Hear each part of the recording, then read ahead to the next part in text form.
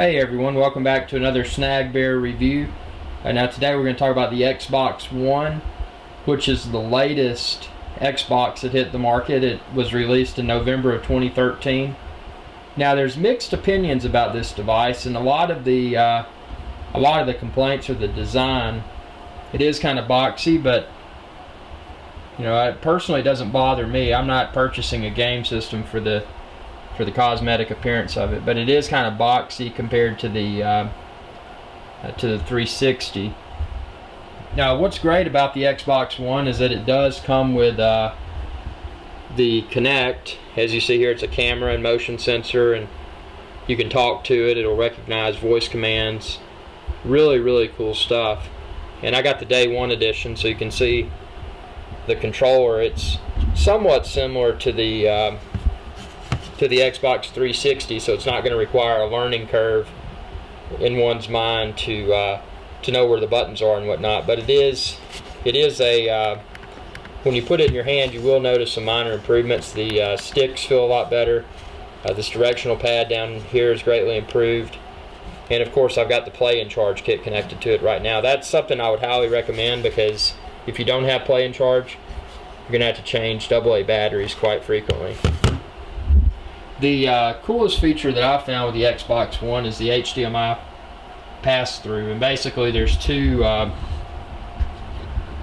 HDMI cables, and I thought that was a nice touch. Xbox, or Microsoft rather, included one cable, so you only had to bring one other HDMI cable if you intended to use the HDMI Pass-Through. But what it'll do is enable you to connect in my case, my AT&T Uverse HD box.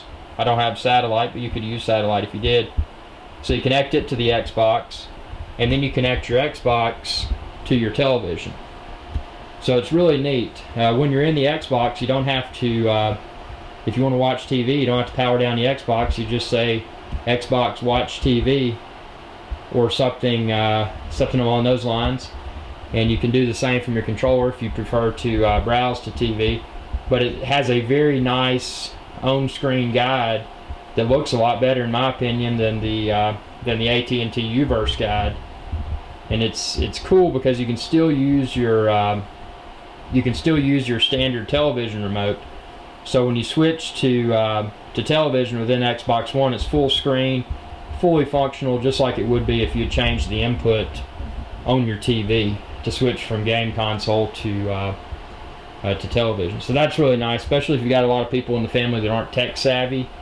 They can watch TV like they're used to in the past by using a television remote, and it doesn't create a lot of confusion. So from an entertainment center perspective, the Xbox One really brings a lot of new tech to the table. And that's what's impressed me the most about the Xbox, is being able to watch TV through it. And then also you can download Amazon Prime, Netflix, Hulu, etc. and watch streaming video that's delivered by way of streaming on your television through the Xbox One, which is really nice.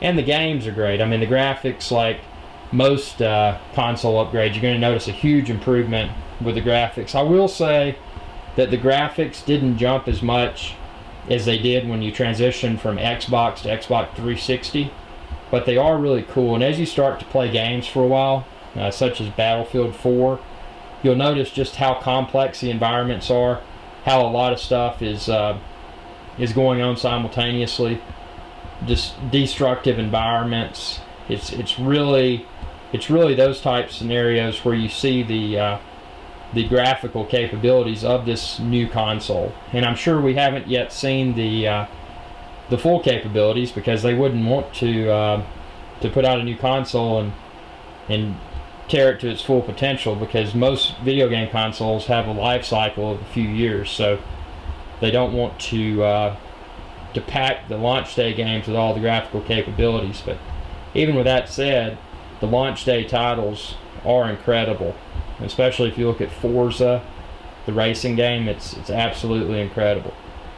I highly recommend the Xbox One. I'm not a huge gamer, but I went for Xbox One over PS4 primarily because of that HDMI pass-through feature. And it enhances my television experience. It enables me to switch from games to television effortlessly. So it's a great system, and I'm sure a lot of people will say, oh man, go with PlayStation 4. And I don't have anything against PlayStation 4. It's a great system as well. But if you're a more casual gamer and you're really after the media capabilities, Xbox One is a real win in my book. Tell me what you think. Go to snagbear.com and review this yourself. What do you think about the Xbox One? Go to snagbear.com and review it, and be interesting to see what everyone else out there thinks about this same system. I'm impressed, but are you impressed? Thanks for watching and have a good day.